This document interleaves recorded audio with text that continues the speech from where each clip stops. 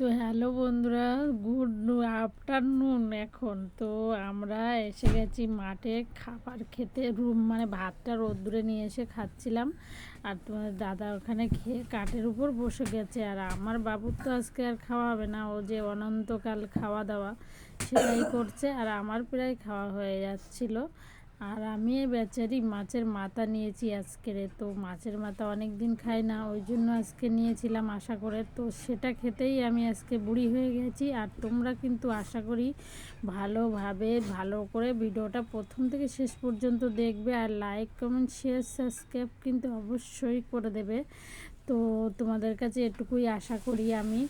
তো তোমরা ভালোবেসে সত্যি সত্যি অবশ্যই সাবস্ক্রাইব করে দিও। তো চলো পুরো ভিডিওটা দেখো, স্কিপ না করে, নয়তো আমার কিন্তু ওয়াচ টাইম বাড়ছে না। তো এইটুকুই বলাই ছিল। তারপরে দেখো চলে গেলাম সাজুগুজু করে, আমাদের বাড়িতে কিছু অতিথি এলো, তাদের বাড়িতে তাদের সঙ্গে চলে গেলাম বিকালে। তো তাদের সঙ্গে ঘুরে ফিরে চলে আসলাম রাতে। তোমাদের দাদা গিয়ে বাইকে আনলো।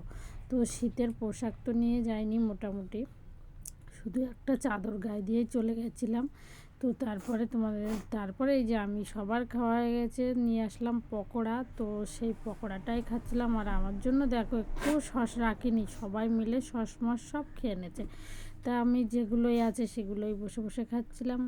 আর তো সেই কথাটাই বলি, জ্যাকেট তো নিয়ে যেতে বলেছিলাম তোমাদের দাদাকে। তারপরে আমি একটা সেই জ্যাকেট নিয়ে গেছিলো, বরঞ্চ চাদর নিয়ে গেছিলাম আমি, সেটাও জড়িয়েছি, জ্যাকেটও পরেছি, তাও আমার রাতভর মাথা ব্যথা করেছে। বাইকের হাওয়া দুর্দান্ত হাওয়া, বাজে হাওয়া, তো সেটা আমার সহ্য হয় না। তবুও কি করব, রাত হয়ে গেছিলো, ওর জন্য বাইকে নিয়ে আসতে গেছিলো বেচারি, তো নিয়ে চলে আসলো।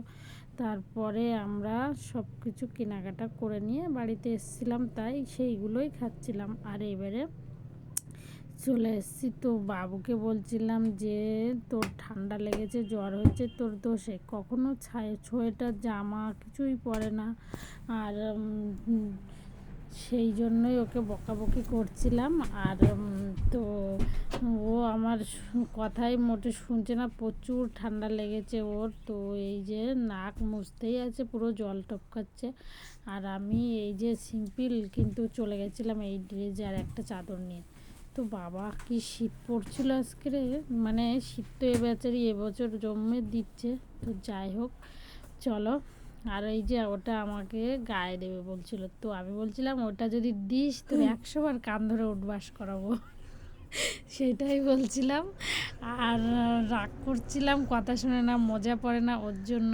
তো যাই হোক, কোনো কথা বলেও হয় না, আমি জোর করেই পরিয়ে দিই জামা সোয়েটার। তো কত কথাই বলছিলাম, সেগুলো তো কেটে দিয়েছি।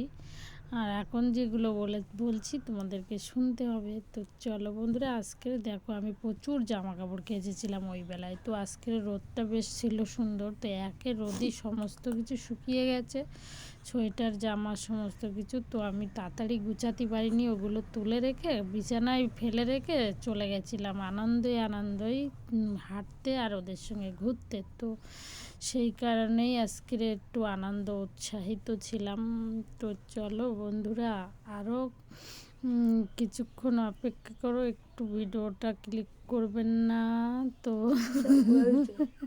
কত ঠান্ডা লেগেছে ওর, দেখো না, মানে ওটা ভিজে গেছে নাক ঝাড়তে ঝাড়তে। তো চলো আজকের ভিডিওটা এই পর্যন্তই। আর ভিডিও ভালো লাগলে লাইক কমেন্ট শেয়ার সাবস্ক্রাইব সঙ্গে টাটা। আর এই যে, তো চলো টাটা।